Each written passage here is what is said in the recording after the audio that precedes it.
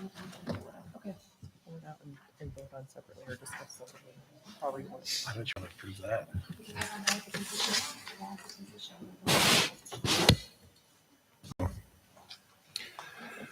Okay, good evening, everybody, and welcome to the Ottumwa City Council meeting. I'm going to call the meeting to order, and if everybody would rise, we're going to say the Pledge of Allegiance. I pledge allegiance to the flag of the United States of America and to the republic for which it stands, one nation, under God, indivisible, with liberty and justice for all. Thank you.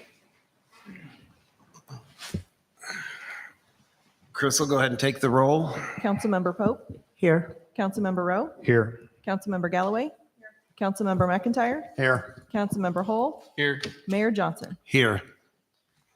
Recommendation to approve items on the consent agenda? So moved. Second. Actually, so I would actually like to pull an item out of the consent agenda. I have a question about it, and I don't know how to do that. I'll be honest.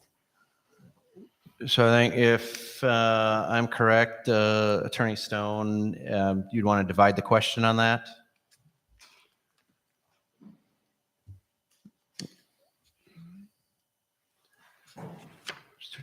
Christine's on, right? Yeah. Christine, you might be on mute. She's not there. Hello? Might be there. It sounds like we might have a hang up.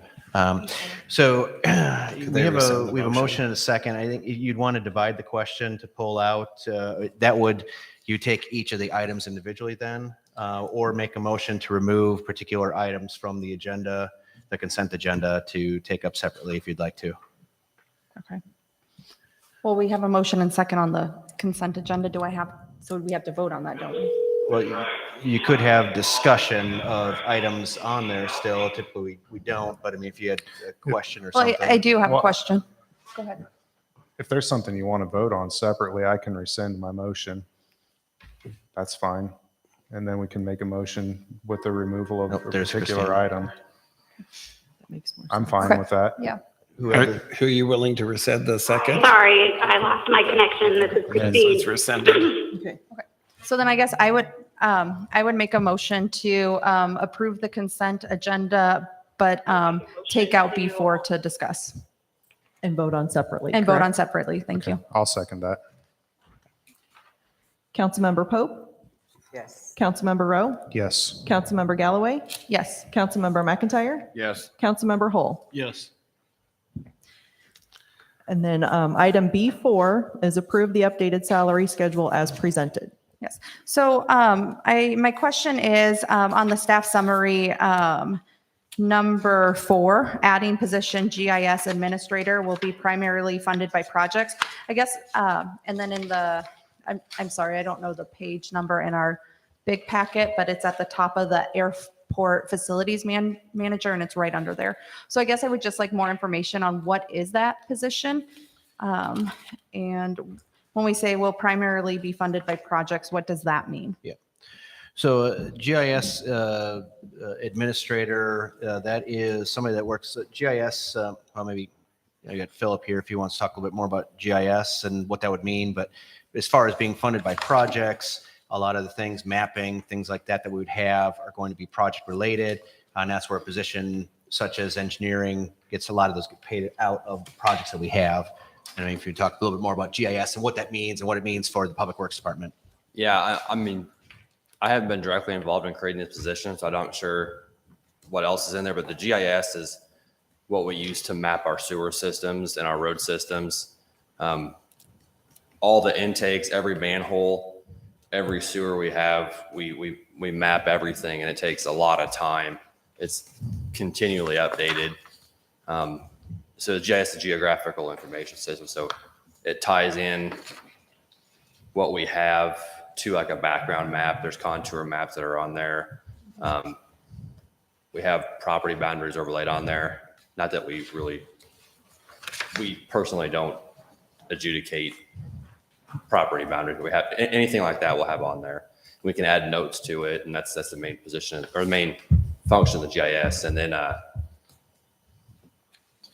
funded by projects means, like with phase 8, we've done a lot of mapping on Blake's Branch, like hundreds and hundreds and hundreds of connections on there. And any time spent doing that for the sewer separation, we would charge that time to the sewer separation project and not to the general fund. So anytime he's doing job-specific work or project-specific work, or if he's doing work for the sewer department, all that work would be funded by the sewer funds and not by general funds. So that's what he means by project-specific funding. So GIS, I think is it Geographic Information System? Yeah. I think is what it is. So, and with that, it can be as robust or as lean as a community would like it to be. And some communities, they'll use it for mapping trees and tree species. So if you have like a issue like emerald ash borer, you could know where you click on it and it brings a layer showing all the trees in the parks and across the city. So you know which trees are ash trees versus maples versus oaks. You can have that. Law enforcement can use it for traffic data, that if you have a number of accidents and reporting going into that, you can see an intersection that might have a higher than average level of accidents. Maybe there's more traffic control that's needed there or more patrol. Other crime statistics, you have a high crime of theft or whatever in a certain area. Those things, so as much or as little as you put in, the project stuff, we need to capitalize, according to our financial and audit reports, all of our infrastructure. So we put in a new street, that would be project related. We map out, we could put in there what type of material was used, the contractor, manholes. We have fire hydrants that we put in on the project. We could have the vendor, the order, all this information you want to put in. You can track all of that and be able to refer to it. You can know if it's a 6-inch versus an 8-inch main at the click of a button. All of that information can be really relevant. We haven't done a lot or as much as we could with some of this. And this is a position where it's taking us to that next level. And I think we do have candidates that could be a good fit for this, and creating this position moves us into that next phase of things. And correct me if I'm wrong, Phil, but didn't we just update the GIS system a couple of years ago? I seem to We've been remember. using the same system since I got here 7 years ago. We might have updated to like the version X versus version. Yeah, that's what I'm Yeah. talking about. I'm pretty sure we did a upgrade a couple of years ago. So this would really be the next evolution. Yeah, of it's a capitalizing. part-time, it's a part-time work right now. So there's way more that you can do with it if you had someone to spend the time doing it. I know one city actually uses it to map their fire hydrants. So if there's a bunch of snow, the fire hydrant gets buried, they can pull up their iPad and, oh, there's a fire hydrant over here, and they can go to the nearest fire hydrant. I don't know if that's going to be done here, but it's been done in other cities. Okay. Yeah, fire department pulling up to a scene, they can know where the hydrant is, what kind of connection to make, and they can know that en route to wherever they're going just by having that, and having it on an iPad or whatever else that could be very handy. So there are a lot more applications we could be using. This is that first step towards that. All that work that goes into it, it wouldn't be on this person, but if we have labor coming in, we have students from Indian Hills or wherever coming in, this person can help supervise and get that data entered. Okay, and then I guess, is it in the correct spot of where it is on here? Am I reading this right? It's under airport facilities manager? Is it just in the incorrect? No, spot? that's just a list of different positions Okay, that so are I'm in just that reading that wrong. grade, Okay. in that range, yep. Okay. So it'd be paid in the same level as that position. Okay, thank you. And I guess I just have one final question. So I know that we're also doing a salary comparison too, and I thought at some point we had talked about we weren't looking to add new positions because of that. So I guess I'm just kind of wondering where this fits in with that too. So the positions we were talking about was not adding new positions out of the general fund, because the general fund doesn't have sufficient resources to pay for new positions. As was mentioned in the staff summary and by Philip, that this position is primarily paid out of projects related to that. So that's what would fund those things. Thank you for that clarification, but I thought it was important for not only us up here, but the public to know too. Yeah. And I have a question also, Phil, and on the same item number. Number 3, question number 3, remove past salary information for director or HR. I don't understand. Remove, what are we removing?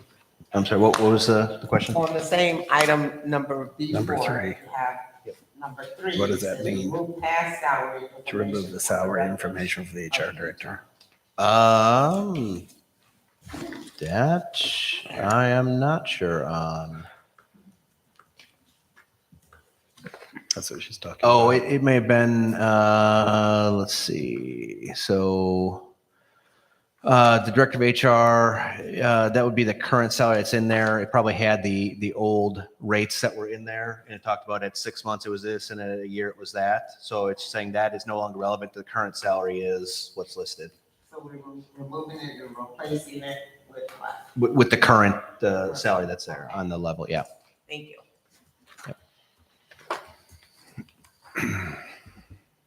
Does council have any more questions regarding the salary schedule for fiscal year 2022? If not, would somebody like to make a motion to approve? I motion to approve. A second. Chris will take the roll. Councilmember Pope, Yes. Councilmember Rowe, Yes. Councilmember Galloway, Yes. Councilmember McIntyre, Yes. Councilmember Hull. Yes.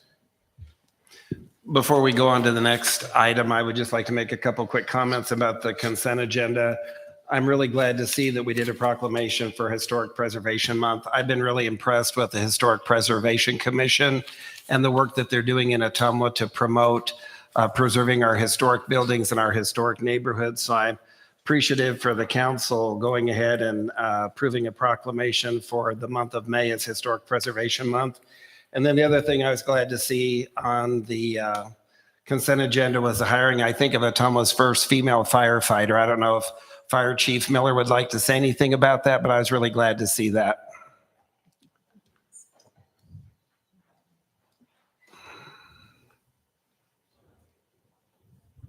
Thank you, Mayor. Thank you, council members.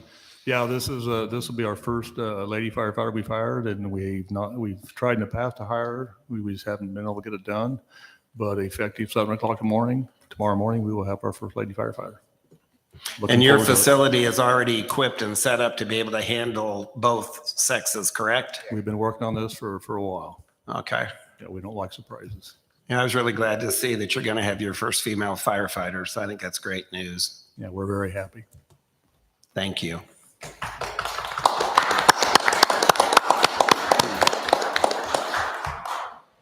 Okay, the next item is a motion to approve tonight's agenda. So moved. Second. Chris will take the roll. Councilmember Pope, Yes. Councilmember Rowe, Yes. Councilmember Galloway, Yes. Councilmember McIntyre, Yes. Councilmember Hull. Yes.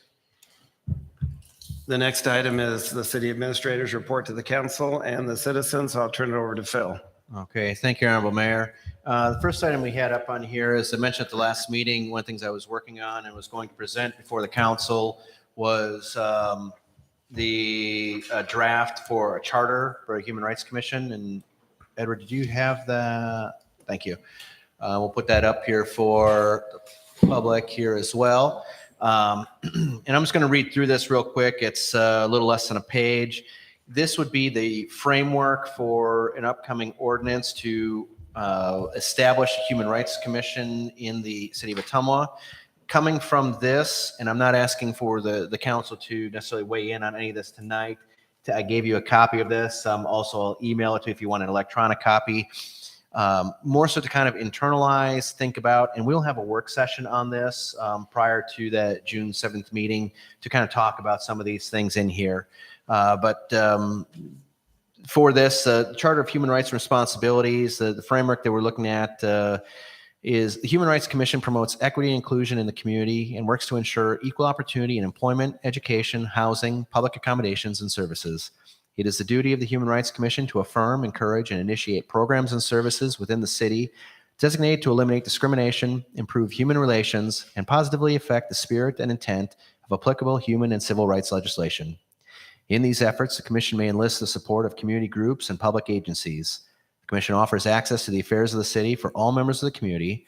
Our duties include listening to community members and providing access to resources that may resolve or assist in the resolution of their complaints, connecting citizens with the Iowa Civil Rights Commission in circumstances that may require enforcement action. The commission is to recommend to the mayor and council policies and programs with the objective of implementing commission goals concerning human rights of persons and groups in the community. Collaborating with organizations and individuals in our community to provide education and training for the goal of ending discrimination and inequities. Connecting data and information to identify and report upon the various populations recognized in the community. Create a report to be issued on a biannual basis, identifying the results of these efforts. Provide planning necessary to promote the human rights of all members of the community. The commission shall ascertain the status of human rights in our community and report before the city council annually. Recommend educational and community training opportunities concerning relevant human rights issues and best practices, and connect various populations through promoting and creating events to help celebrate culture and inclusion. Then it goes on, the commission is comprised of 9 voting members and 3 ex officio non-voting members serving without compensation. Members are appointed by the mayor to 3-year terms that are staggered to ensure both continuity and access to new voices for the commission. The 9 voting members shall include representation as follows: a member of the business community, a person who is foreign born, a person who is an educator, a person who identifies as having a disability, a person who is a landlord, a person who identifies as a member of the LGBTQIA2S+ community, a person of color, and the balance of available seats by interested residents of the city. An appointed member of the commission must remain a resident of the city during their service, and the ex officio member shall include the mayor, the city administrator, and a member of the city council. So again, it was just a quick overview of the basis of this. The ordinance itself would have more things talking about if there is a budget or a recommendation for a budget, any other specifics that may be needed.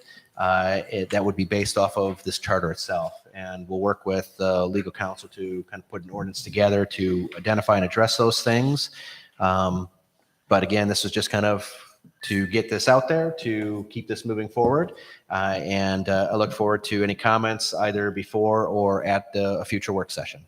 So, Just a quick comment. Since Ottumwa used to have a Civil Rights Commission once upon a time, can you just briefly, for the purpose of transparency, explain what the difference is between a Civil Rights Commission and a Human Rights Commission? yeah, so my understanding, and we had a guide, the city received a guide on kind of a human rights commission and moving forward. And the state does have both the Human Rights Division and Civil Rights Division.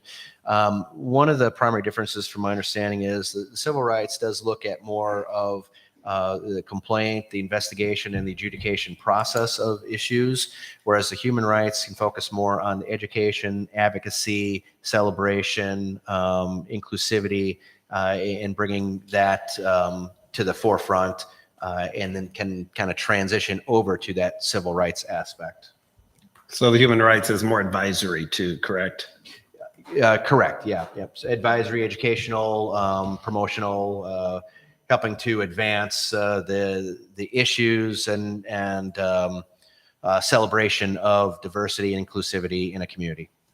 And also being a point person to help people who do want to file a human rights complaint or civil rights complaint, being a point person to help guide them to who they need to go to, how to do that, what that process looks Correct. like. That's that advocacy part, that assistance. And whereas my understanding is if the city were to have that civil rights or that investigatory process, we wouldn't also be able to assist and advance complaints to other outside agencies. So it's kind of one or the other. We may grow into, and if we hit I think it's 29,000 population, we would be required to have a civil rights commission. We may get to that point, or that makes sense as well. And you could have both. We could have one, or it could transition over to the other. But that's something that as we grow as a community, we can look at changing in the future. And once the city council in the future does decide to approve this human rights charter, there will be information from the city put out to the public, correct, on how people can make application to be considered for these positions? Yes. So this is kind of that first heads up. This is coming. If you are interested in serving on something like this, we'll have an application out there, especially to make sure that we cover all of the various entities that need to be represented on that body. And as that ordinance gets drafted, it'll be presented again publicly, and then also have that piece of it with that application process. So if you're thinking about it, be ready. And as soon as that comes out, we'll be make that aware to the public.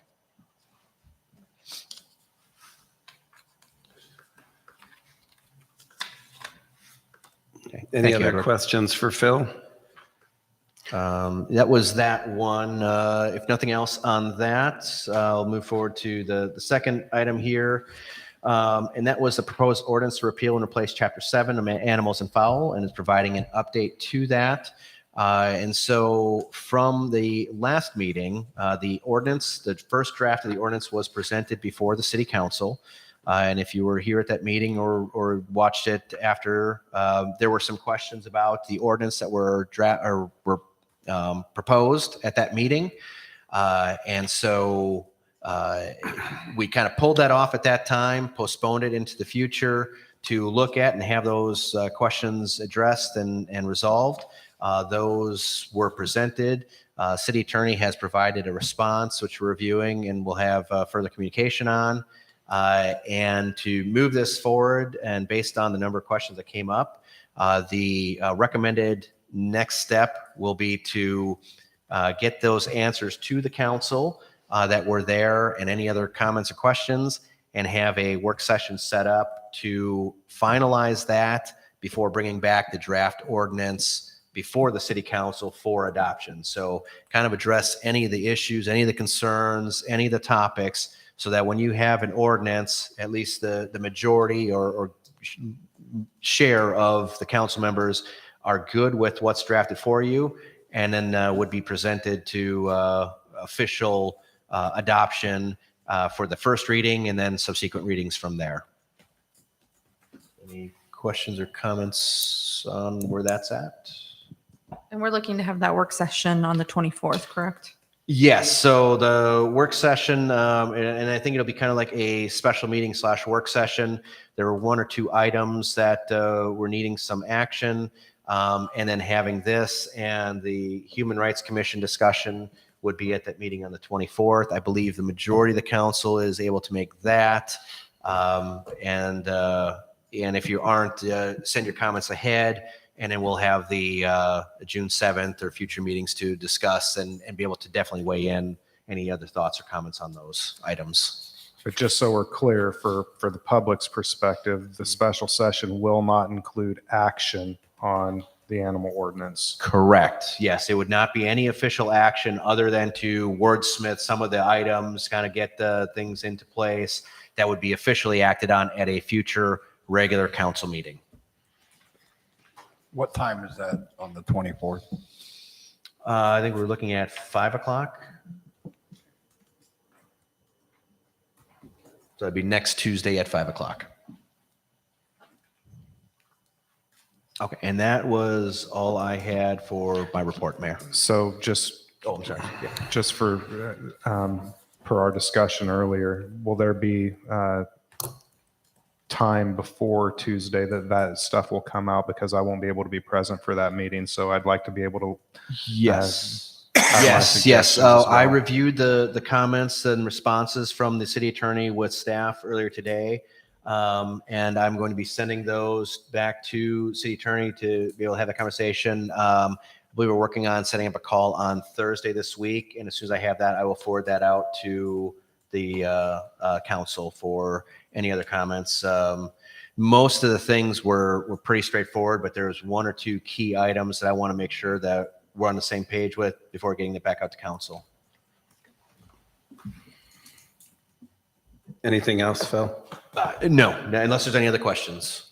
We do have 3 individuals that do want to speak on D2, so I think we'll go ahead and do that now. So we'll go ahead and take these 3 individuals, and you'll have 3 minutes to go ahead and present your information. And I think we'll start with Brooke Ingeman. And go ahead and state your name when you come up and also your address, please.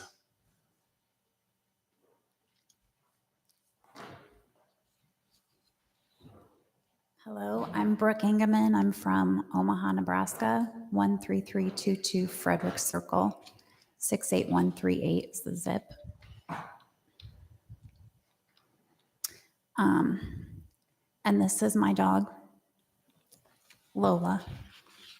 We had her for 14 years. I'm here to share my experience. I'm probably going to stumble, of an attack that I was involved in. And I know you guys aren't making decisions today on anything, but I'm hoping that this will be on your mind when you do, because I personally don't think that pit bull bans should be lifted. And although this didn't happen in my hometown in Ames, Iowa, or Omaha, where I live, this happened as I was just, I guess you could say, a guest in Adair. I was just on my way through. So this could happen at any town. I'm going to share the story, and then I'm going to tell you what this has done to my life after the fact. I was on my way from Omaha to Ames, Iowa to visit family for my grandma's birthday. It was just me and my dog, Lola, and it was a beautiful day. And Adair, Iowa was the halfway point between Omaha and Ames. And so we stopped there. I thought we could just walk around this little grassy area. She could go potty. We could get back in the car. When we got up to the gas station where I was going to go off, they had like a big grassy area in the back. I saw that there was another dog back there with a girl, maybe as far away from me to that wall. So I wasn't anywhere near them. We weren't facing them. She went down to pee, and then all of a sudden I hear this yelling, and I turn around, and there's this dog charging, and this girl is trying to hold on to the leash. This was just like a slip knot type leash. And she ended up letting go, and before I could bend down to pick her up, I just was like, I couldn't understand what was happening. He had a hold of her neck, and I threw myself on top of her, like in a big bear hug, on all fours.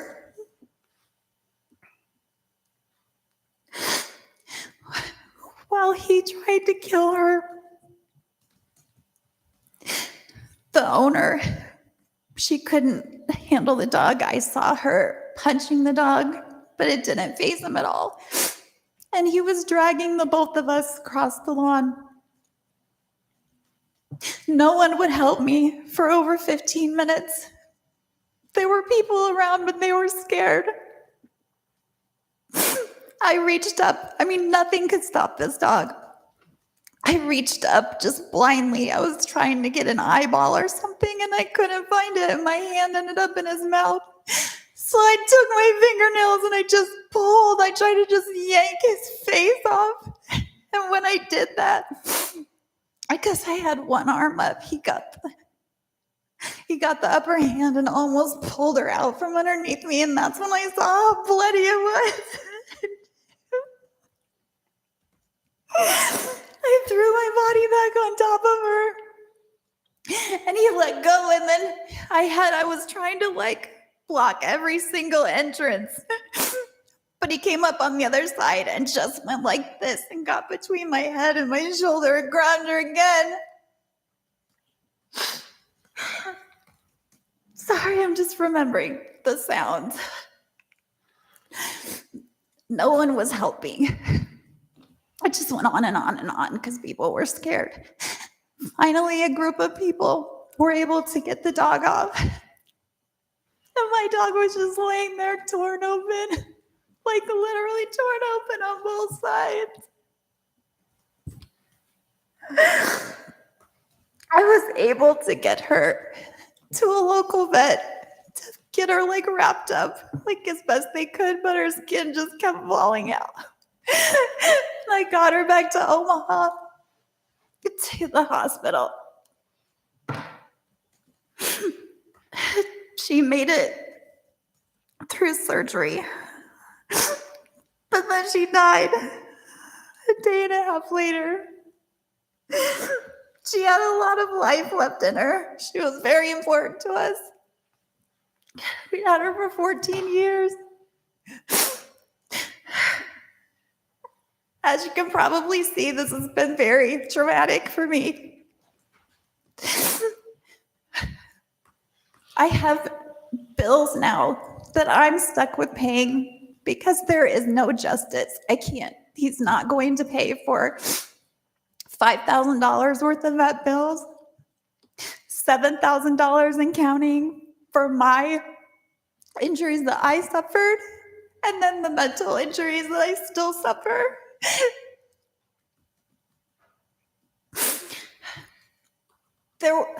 Adair has a pit bull ban. This person was living with his girlfriend who had the dog at a hotel next door because he worked on the windmills. Even though there's a citywide ban, they weren't enforcing it. It took 3 days just to get the dog impounded because none of the vets would take it because it was a dangerous dog. They gave them a citation, but no police report was even written. I'm just hoping that my experience will stick with you when it does come to making decisions on whether or not to lift the ban. Thank you.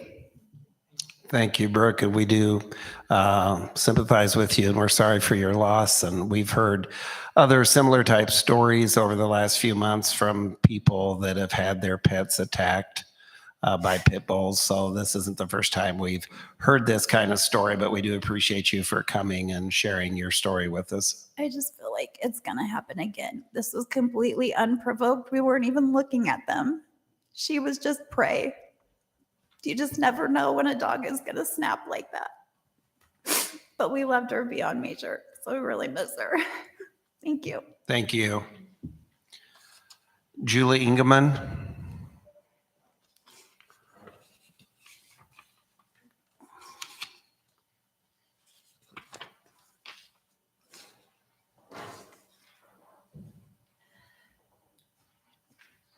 I'm Julie Engeman. I live in Ames, Iowa at 2617 Northwood Drive. Did you need my zip code too? 50010. Thank you. I'm Brooke's mom. And I just want you to know that this has affected our whole family. Lola was a part of all of us in the family. And this has trickled out to Brooke's friends. It's a ripple effect. We all miss her very, very much. When the police did come and get that pit bull, oh, he was so sweet and so calm, and they just couldn't see the problem. Just made me angry. And this also affected any of the witnesses that saw.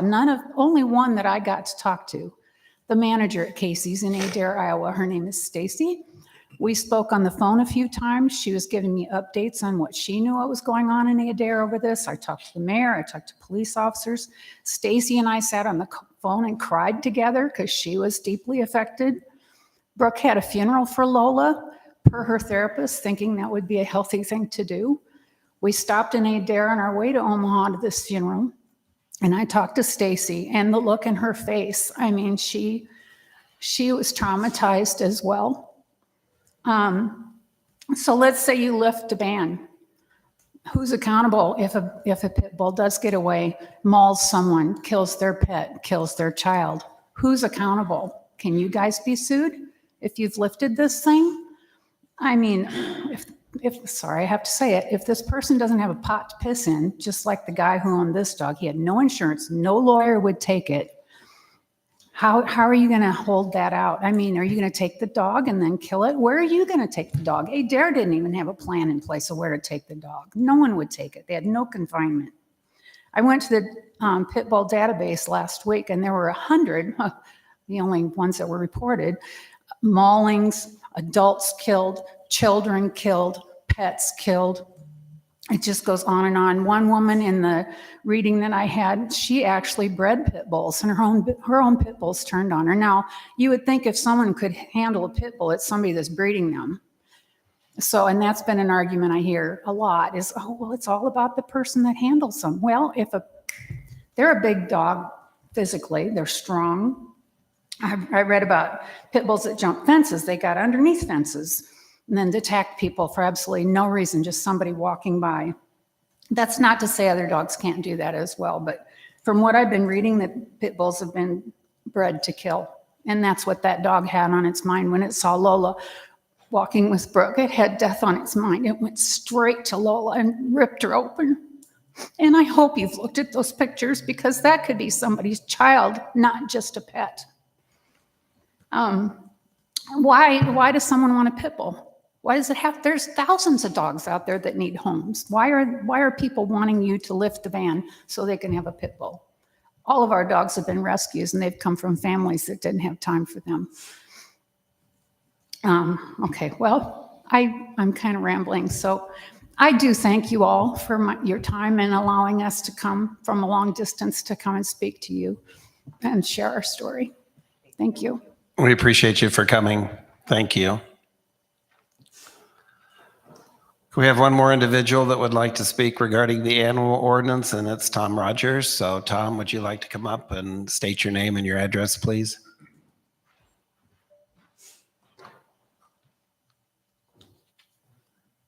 My name is Tom Rogers. Address is 171 Northview Avenue here in Ottumwa. And I was employed by the city of Ottumwa when the pit bull ban was hotly debated and put into place, I believe unanimously by the city council. I was on duty that day at work when the incident, the young girl was killed here in Ottumwa. I was also privy to investigative materials from that case. Ultimately, the family there were no charges brought. They had suffered a tremendous loss. But the feeling on the council at that time, I will share with you, was one of anger that this could happen in a community. There were laws in place regarding the care and confinement of this particular breed that in this case were actually followed. That dog was in its own little kennel, and it was gated shut, but a small child wandering around. You know, they say, you know, dogs will do strange things, kids will too. And the results, to be honest, were revolting. I say that because our city attorney at the time, Tom Kente,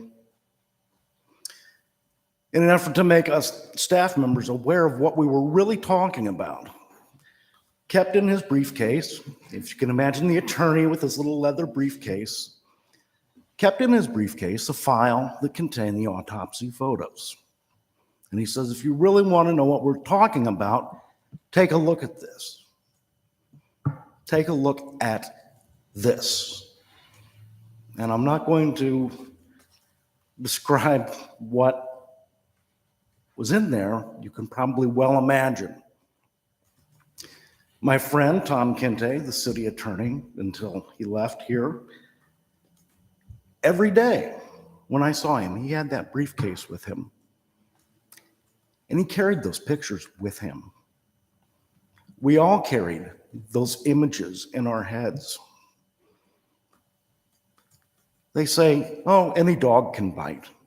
I'm sure most of us here have probably been nipped once or twice in our lives by a family pet. But these dogs are different in their breeding, the way that they were bred to be muscular, the terrier instincts to grab, hold, and shake. To grab, hold, and shake a bull. You ever been to the state fair and seen the big bull? You ever seen a bear? Pictures of bears? That's what these animals were bred to fight. And the devastation that they can cause to adults and sadly children and other animals is horrifying. As someone who was here that day and experienced the first time around with this, I would beg you to please consider keeping the ban on pit bulls in the city ordinance. Ottumwa has been really fortunate that we haven't had another experience like that. We are also very blessed to have an animal control officer that deals with these issues on a daily basis.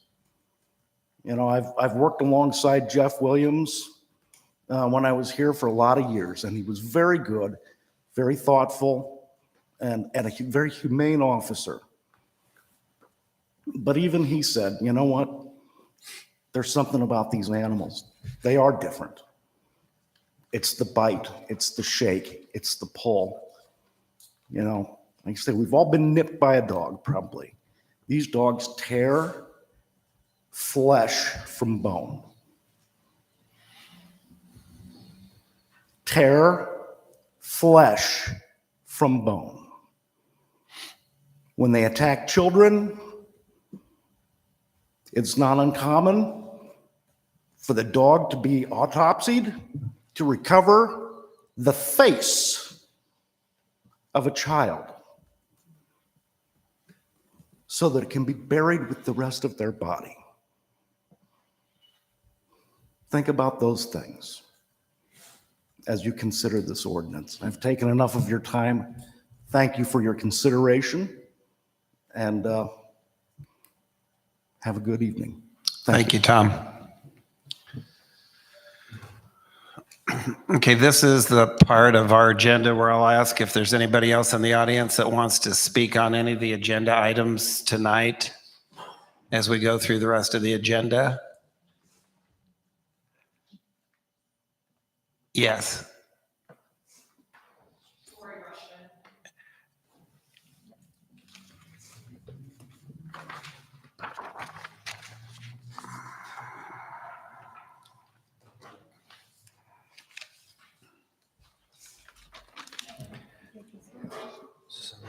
It's not on the agenda.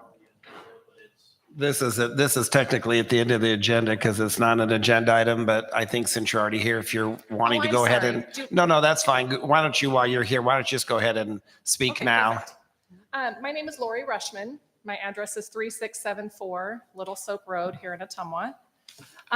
My husband Jim and I are here this evening in regards to an empty lot located at 817 Chester. And I gave some paperwork to Doug. You may have it there to follow along. So page 1 is just the initial form that we filled out to purchase the vacant lot. And that was in July of 2019. The second page is just the check showing that I did put down a deposit on that property. The third page is just some email conversations back and forth. Jim and I had some questions and we would make phone calls. And it was documented when we called and what that was regarding. We owned, at the time that we filled out that application to purchase the property, we owned 316 Pocahontas, which is directly behind that vacant lot. And we were in the process of buying 813 Chester, which was right next to the lot, if that makes sense. So we filled out everything. And then if you, the warranty deed is page 4, showing that we did purchase 813 Chester. And then page 5, I feel like is kind of the most important form. And it was the summary of the petition showing that all departments had approved it. And I guess our main question is, why did that not go to the city council at that time? At no time were we ever told that it had been denied or that there was a possibility of it being denied. Since we had purchased 813 Chester, we were mowing that property. And oftentimes Jim would go to mow and the empty lot needed to be mowed as well. So he started mowing it. And I did talk to someone at City Hall about the mowing. And I mentioned to them that we didn't mind mowing it since we were in the process of buying it. We thought. Jim had been in a couple times and talked to Zach about the property. The last time he told Jim that he would get back to him, and then we never heard anything. And then in April, our tenant sent me a text saying, hey, what's going on with the empty lot? There's people over here flagging it and such. So we drove by and there was a sign that said new home coming soon. So on April 21st, we went to City Hall, talked to someone. We scheduled an appointment with Zach for April 22nd. And our response was just kind of, yeah, I'm sorry it was sold. I guess we just need some more answers, like what happened and why. In the shuffle. Yeah, at City Hall, we were told it just kind of looks like you got lost in the shuffle. And I feel like I don't understand, how that happened. Zach told us, well, I thought your money had been refunded. Our money had not been refunded. It was still there. We have since gotten a refund check. We received it just a couple weeks ago, May 3rd. We haven't cashed it. Ain't gonna cash it either. We have talked to our attorney, Rick Lynch. He has made, as far as we understand, multiple phone calls to the city attorney here in Ottumwa and has not heard anything back from the city attorney. So I guess we were just kind of wanting to know if this could be put on hold until we get some clarification. And once our attorney has a chance to talk to the city attorney. Back here, that's approved. Because I felt like I did some research. I was kind of looking on the City of Ottumwa website. And it states right on there, the process to purchase a lot takes approximately 60 days. So all of the departments had approved it in 2019, and here it is 2022, and what the world happened? And at that time, there was no. At that time, there was no moratorium about having to build on the property, because later on in 2021, they told us we had to build something on it, which then Jim spoke with Zach about building a garage. We thought that would then, help with both of our rental properties, having the garage in the middle since it was right there by both properties. Zach said, oh, that should work. But now that we have the paperwork and looking back, I don't even feel that we should have had to build anything because it was before the moratorium was even in place. So this is not on the agenda for tonight, so the council's not able to take any official action on this. Sure. They could put it onto a future agenda if so desired, but thank you for That's bringing great. it to our And attention. I understand that we probably won't Okay. get answers tonight, but I do appreciate your time. I just kind of wanted to get the information out there that I think we were lost in the shuffle. And I guess we just want some clarification and some explanations on what happened. Certainly. So if we have a question, will this be put on the agenda at a later time where we can ask? If the council would like to, it could be put onto a future agenda. I think that would be appropriate. Okay, thank you very much. Thank you.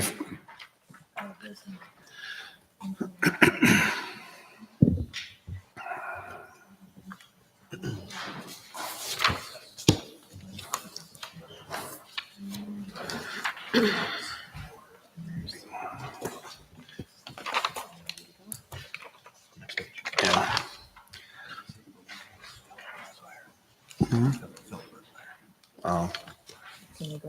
Yeah. Bid report and contract award for the 2022 RFP number 2 West End Valve Check Installation. Recommendation: accept bid and award contract for the 2022 RFP number 2 West End Valve Check Installation to DC Concrete and Construction of Dowds, Iowa for $8,200 and authorize the mayor to sign the contract. Move the recommendation as presented. Second. Okay, Phil, I think you're going to go ahead and take this. Yeah, thank you, Mayor. Thank you, Council. So this is, we have some intakes on 2nd Street on the west end of town, and they drain through the levee and into Harrow's Branch. And when we get big rainfalls, sometimes that where it outfalls into Harrow's Branch will come up and it'll backflow under the levee and it'll flood some low-lying ground back there. And then when Harrow's Branch just flash floods and comes right back down. And right now we have no way to stop it from coming back. We could there's a gate there to shut it off completely. But if you do that, then the storm intakes from 2nd Street can't flow out either. So this check valve will just allow us to flow out stormwater from those intakes without allowing Harold's Branch to back up behind the levees. So that's the project. Does council have any questions for Phil? So if we're putting in the valves for that, where's that ultimately going to flow to? If It's it in can't backflow into Harrow's Branch, where's it going to flow to? It'll flow the same direction. So it's a one-way check valve. It allows the stormwater to flow out, but it doesn't allow water from Harold's Branch to flow back in. So right now, like I said, we have a gate, and what we do is leave it barely open. So that way, when the water does backflow from Harold's Branch, it doesn't backflow as deep. And so this will stop when Harold's Branch is higher than the water behind the levee, it'll stop it from flowing backwards, and it only allows water to flow out. Okay. So it's kind of like a check valve in a water line or in your sewer pipe. Just Okay. allows a one-way check valve. Any other questions for Phil? If not, Chris will take the roll. Councilmember Pope, Yes. Councilmember Rowe, Yes. Councilmember Galloway, Yes. Councilmember McIntyre, Yes. Councilmember Hull. Yes. This is the time, place, and date set for a public hearing on the proposed amendment to the fiscal year 22 city budget. I'll go ahead and open the public hearing, and I believe Phil or Tina's going to do the presentation. Yes, certainly, Your Honorable Mayor. When we have things such as this, as far as amending the budget or anything with budget, a public hearing is required for any citizen comments prior to consideration of that amendment or adoption of a budget. This budget is being amended according to the attached summary. Amendment will not increase the property tax levy. Primarily, the main items that this is amending are additions and revisions to the airport. So at the time the budget was originally adopted, the city had not taken over the operations of the airport. So along with the additional expense that took on, fuel purchases, things like that, there's the additional revenue that offsets that and actually has been very favorable for the city and the operations that are there. So it's a good thing. It's a good amendment. Another key part of that is the receipt of the ARPA funds. And then I think there were a couple of items that were, as far as the expense that was approved previously with the transfer of dollars to back into the general fund and the release of funds to meet Ottumwa. So those are the primary things with the budgetary amendments. The rest of it is just here and there, the adjustments have been made, things that were unforeseen, whether it was staffing ups and downs or material costs, things like that. So this is to true up the budget before our final audit. Any questions for Phil? No particular question on the amendment, but one of the things that we had talked about when we made the vote to move the airport over into the city's hands was to have periodic presentations from the airport as to how that was going. And we really haven't had that since the city took over operations. So I still would continue to make that request that we have that presentation. Yeah. And I think we have a lot more of a story to tell now, about a little over a year in, and seeing the success that's been had there.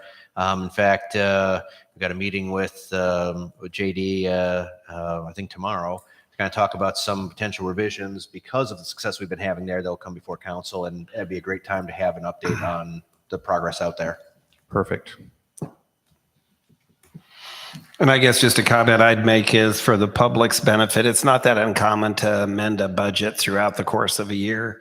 As line items need to change, the council does have to approve those amendments. So this is pretty common practice during a fiscal year that you need to amend your budget as things change throughout the year. So this isn't a big surprise that this needs to be done. Does anybody have any other questions for Phil? If not, I'd go ahead and entertain a motion to close the public hearing. So moved. Second. Councilmember Pope, Yes. Councilmember Rowe, Yes. Councilmember Galloway, Yes. Councilmember McIntyre, Yes. Councilmember Hull. Yes. Resolution number 125, 2022, amending the annual budget for the fiscal year ending June 30th, 2022. Recommendation pass and adopt resolution number 125, 2022. Move the recommendation as presented. Second. Chris will take the roll. Councilmember Pope, Yes. Councilmember Rowe, Yes. Councilmember Galloway, Yes. Councilmember McIntyre, Yes. Councilmember Hull. Yes.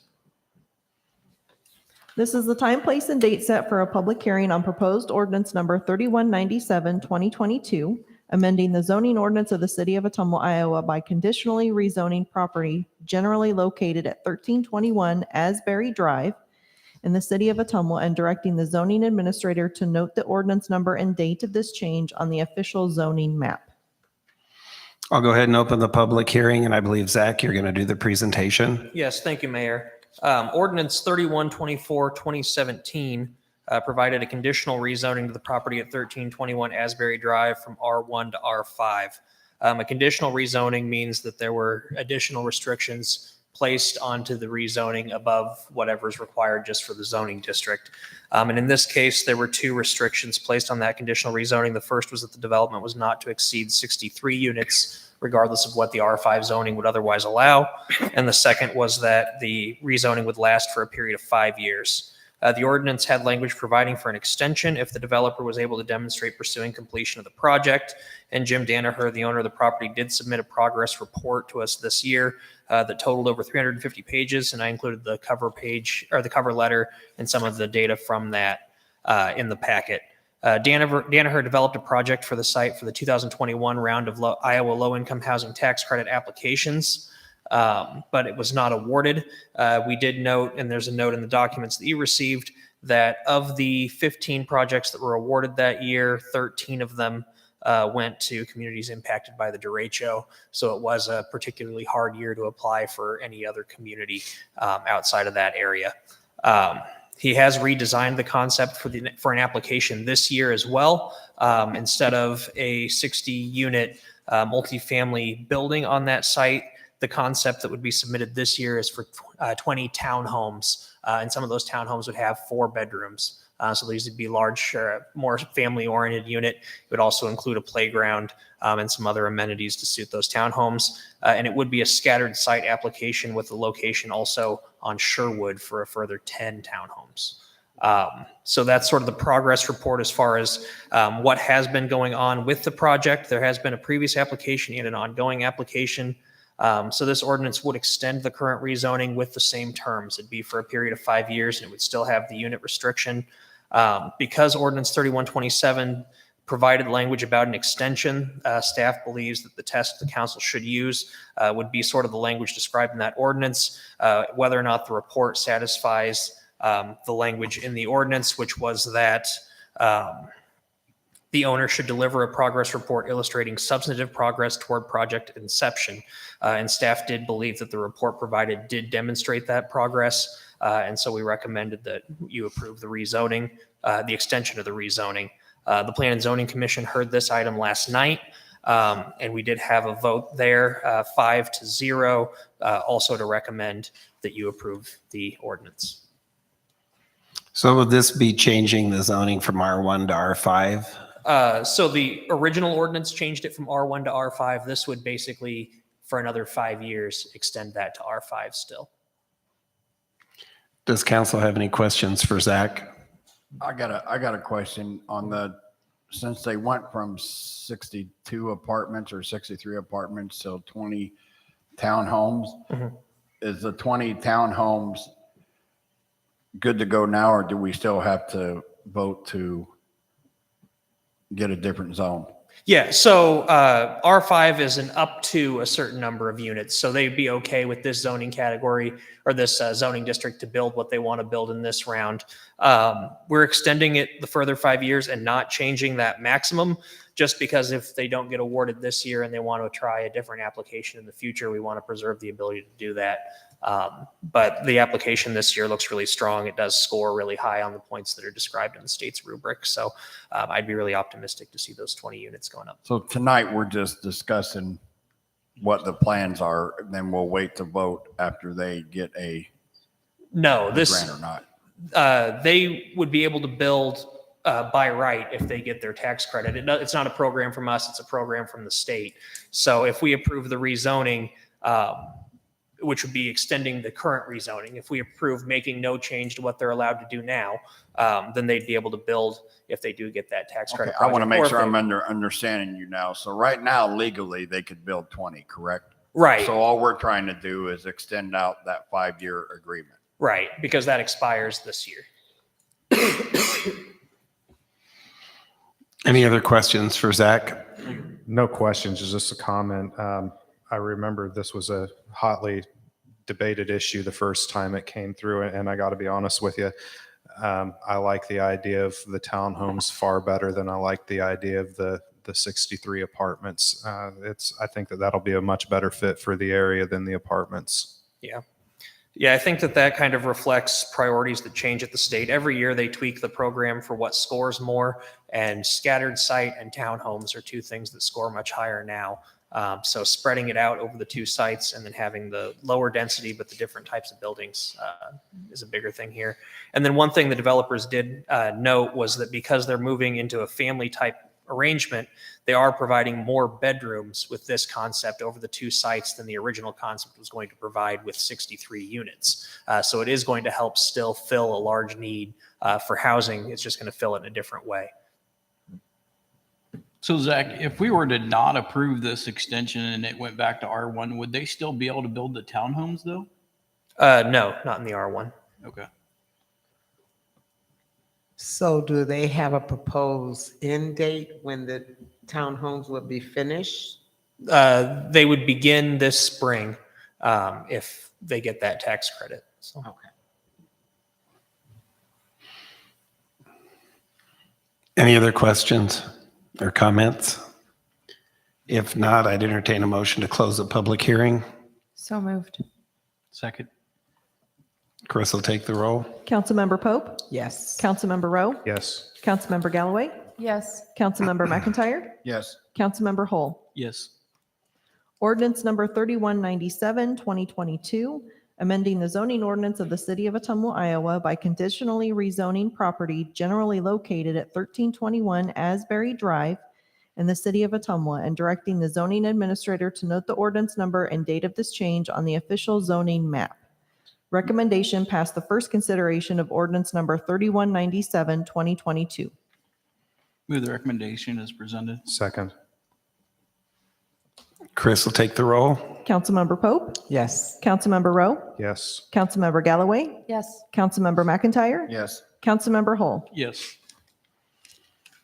Resolution number 126, 2022, authorizing the mayor to sign and submit the Community Development Block Grant application for the Ottumwa Blessing Soup Kitchen Food Program Assistance Project, and if funded, to sign all contract-related documents and rescind Resolution number 77, 2022. Recommendation pass and adopt Resolution number 126, 2022. Is there a motion to approve? So moved. Second. Chris will take the roll. Did you want? Oh, no, I'm sorry. Zach, you need to speak first. I'm sorry. I'll be quick. And please explain why we're hearing this again, because we've done this once before. Yeah, I think we even, yeah. So Resolution 77, 2022, which authorized applying for the application, it included an error where it described the local match. It referenced a different CDBG application. And this corrects that error, repeals that previous resolution, and puts this one forward. The error was actually caught by the grant evaluators. And so hopefully it's a good sign that they caught it and asked us to fix it.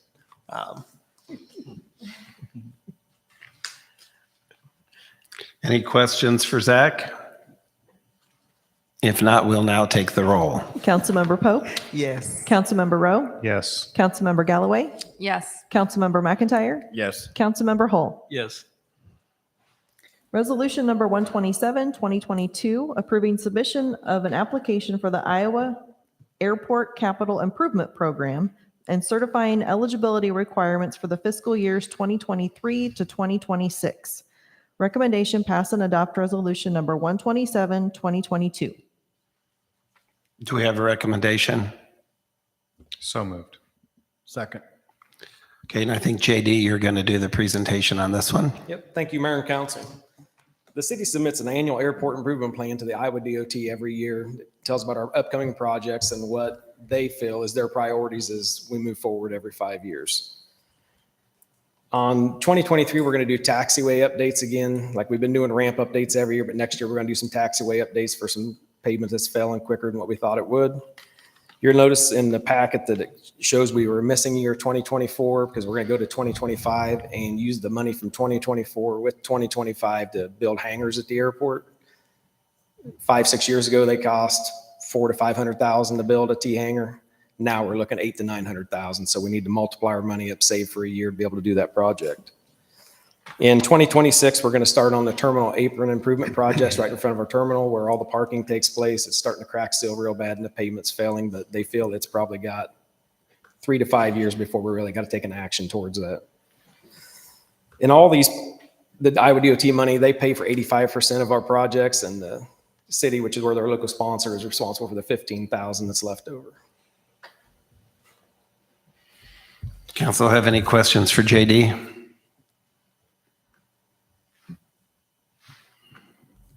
If not, Chris will take the roll. Councilmember Pope, Yes. Councilmember Rowe, Yes. Councilmember Galloway, Yes. Councilmember McIntyre, Yes. Councilmember Hull. Yes.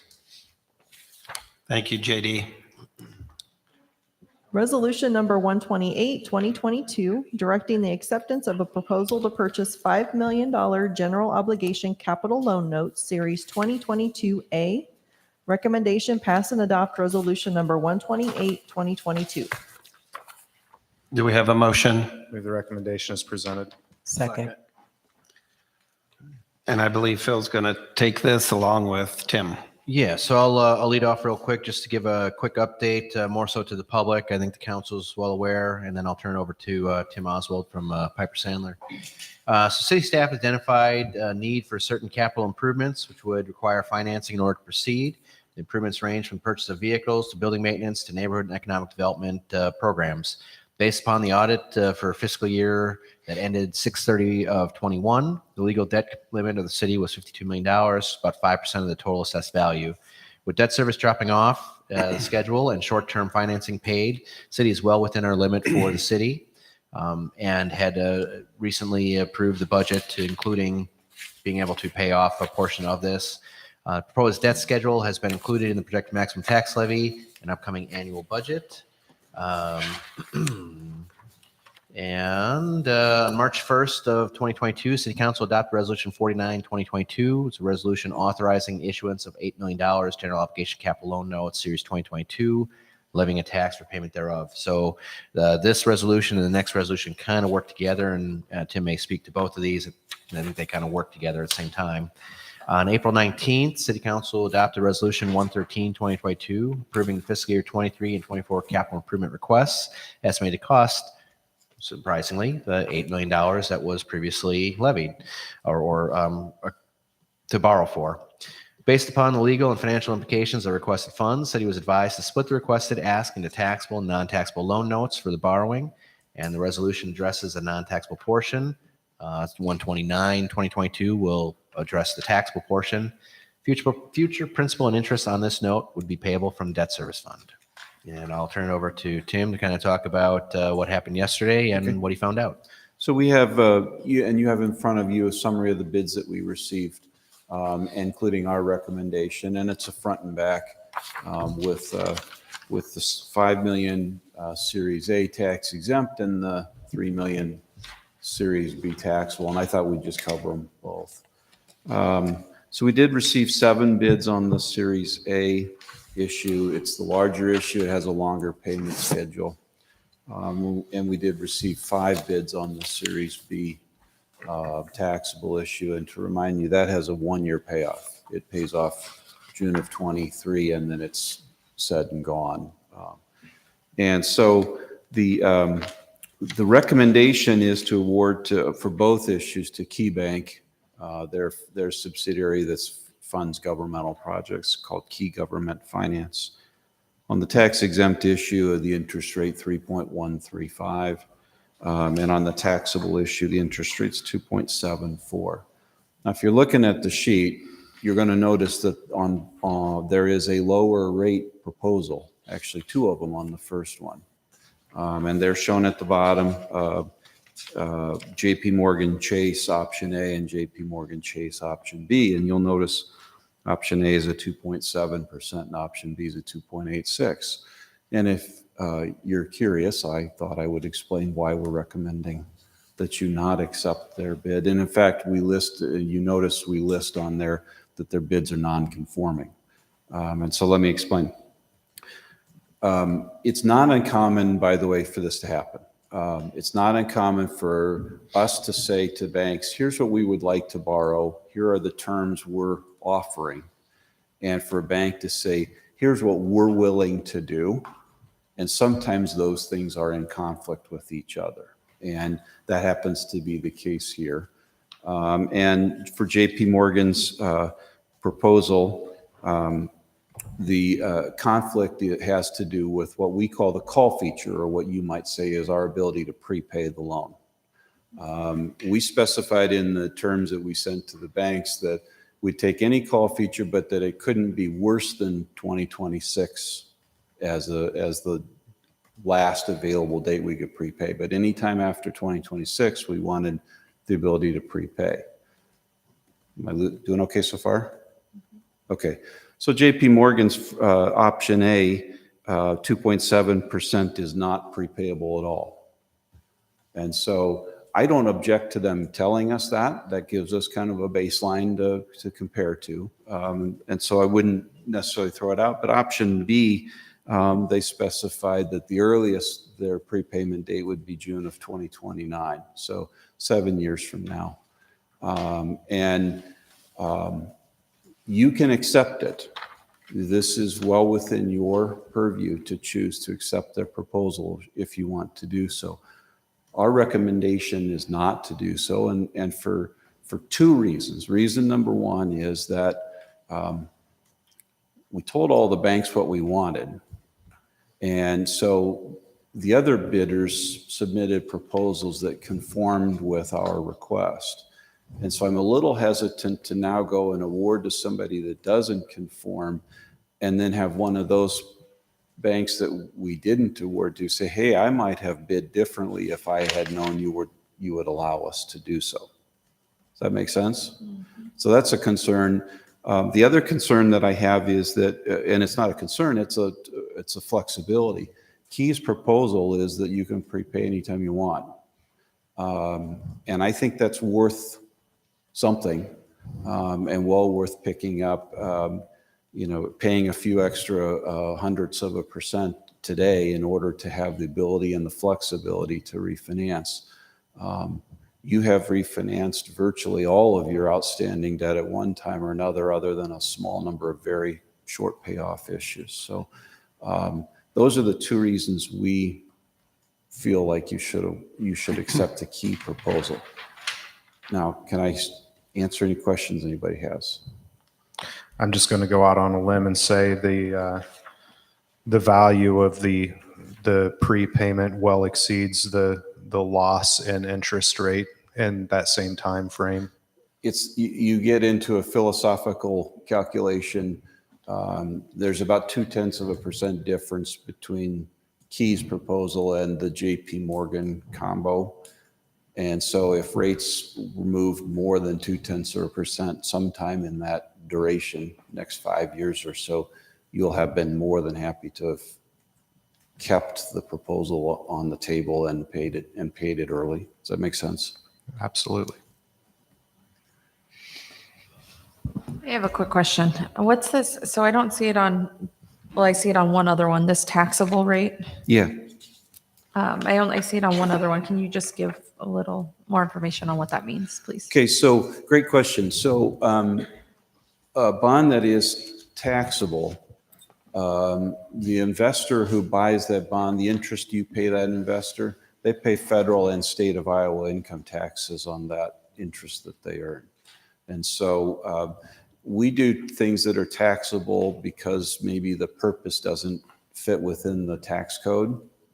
Or in this case, we felt like having the flexibility with the $5 million to have the unlimited arbitrage rebate calculation exemption I'm kind of wondering in the tax world, so tell me to shut up if you want, but if you borrow 5 million or less, you get an unlimited arbitrage rebate calculation period so long as you get the money spent within 3 years. If you borrow more than 5 million, tax exempt, you trigger a 2-year test with mandatory 6-month calculations. And one of the things that Kayla had shared with me over the years she was here was how much she didn't like doing the arbitrage calculation. And so it stuck to my heart. When we started looking at this, we quickly said, well, why don't we break this into 2 pieces? 5 million that has that broader exemption, and 3 million. And the reason the 3 million, it's a 1-year loan. It'll pay off next year, and then that taxability goes away. Thank you. Does that help? I guess I have one question. Could you kind of clarify when the council first talked about financing this $8 million of city projects? I thought we were talking about selling bonds to do that, and now we've moved to bank financing. Can you explain why that shift was made, just for the public? Great question, because I skipped over it. So one of the things that we often do, and I had mentioned to Phil probably a month or so ago, was that we needed to take a look at what's the cheapest available option funding-wise. Selling bonds, getting a rating, doing a public offering, selling securities is one option. The other is doing a bank loan. And we did an evaluation probably a month or so ago and concluded that a bank loan was probably going to be cheaper for the city, 100 grand or so of interest cost over 15 years, than selling conventional bonds would be. When you factor in the costs of selling the issue, over time costs administering it, et cetera. So that remained true. Our effective borrowing was about 100,000 cheaper for this issue than had we sold conventional debt. So we stand by that recommendation. Thank you. Thank you. Any other questions for Tim? If not, Chris will go ahead and take the roll. Councilmember Pope, Yes. Councilmember Rowe, Yes. Councilmember Galloway, Yes. Councilmember McIntyre, Yes. Councilmember Hull. Yes.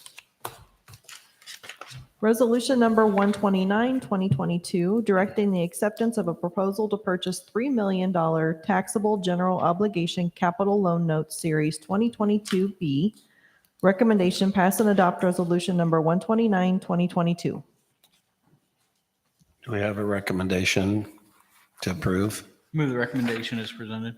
Second. I believe Phil and Tim will take this one. So this is the other piece of that issue, the remainder of that $8 million, the $3 million that, as he mentioned, was the taxable portion. Everything else is the same. This was all considered at the same time, just based off of that, what was taxable and non-taxable. And if there's any additional questions, otherwise I would respectfully request approval of this as well. Any questions for Phil or Tim from the council? If not, Chris will go ahead and take the roll. Councilmember Pope, Yes. Councilmember Rowe, Yes. Councilmember Galloway, Yes. Councilmember McIntyre, Yes. Councilmember Hull. Yes. Resolution number 130, 2022, approve change order number 5 for the Blake's Branch Sewer Separation Phase 8 Division 1 project. Recommendation: pass and adopt resolution number 130, 2022. Move the recommendation as presented. Second. Phil, I believe you're going to present on this. Yes, thank you, Mayor. Thank you, Council. So in our 80 or 90 line items for Blake's Branch Sewer, we have corrugated metal culverts and metal end aprons, but we didn't have one for concrete end aprons. And this particular driveway and road, because of the depth of bury and the type of traffic we anticipate will be going over it, it required concrete. So we were adding line items for concrete aprons to be able to put a concrete culvert under their driveway. Any questions for Phil? If not, Chris will take the roll. Councilmember Pope, Yes. Councilmember Rowe, Yes. Councilmember Galloway, Yes. Councilmember McIntyre, Yes. Councilmember Hull. Yes.